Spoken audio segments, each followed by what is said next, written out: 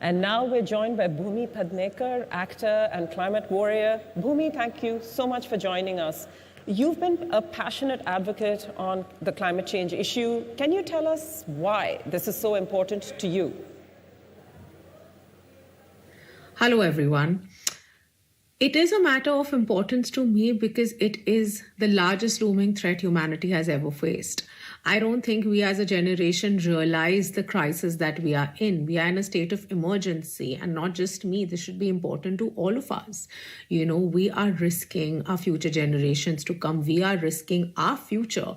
When you look at all the scientific data and what researchers and science has been telling us for so many years is that we've reached a tipping point and we are very close to going to the other side. I mean, just look at what's happening around us. We've just come out of a 2-year pandemic. We have gone through an economic crisis. There are various smaller countries that are going through very, very bad financial and economic crisis, and a lot of it has to do with climate change related problems. I don't think we realize that all the materialistic and all the superficial things that we all are running behind, well, I'm also a part of that race, but there has to be a certain amount of responsibility that has to come from us as individuals to try and solve the problem. Bhumi, this is Amitabh. The lack of empathy. What do you think, Bhumi, are the most pressing challenges that we have when it comes to dealing with climate change? The lack of empathy, the lack of care, the lack of, everything is going to be all right. The lack of ignorance is something that really concerns me. There's been a movement globally over the past few years that has been led by young adults, and yet we aren't listening to them. So that's something that concerns me. Just not a concern, it actually gives me sleepless nights. And as an aware citizen of this planet, which is our only home, I really, really, really hope that, we reach a point where we aren't just talking and doing these discussions and there's actual action that's taken. Bhumi, hi, good afternoon. What do you see as some of the mitigation efforts as a society, as individuals, and as policy?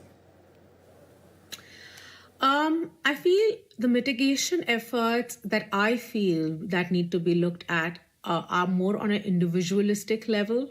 We definitely need stronger policies. We need world leaders to recognize that we are in a state of emergency and the effect and the adverse effects of climate change.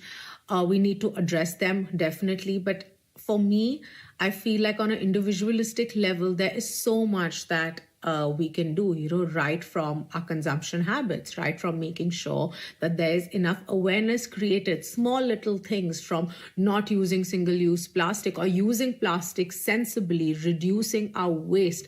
Cities like Mumbai, Delhi produce tons and tons of waste every day. I don't think there's any thought that goes into us when we are discarding things.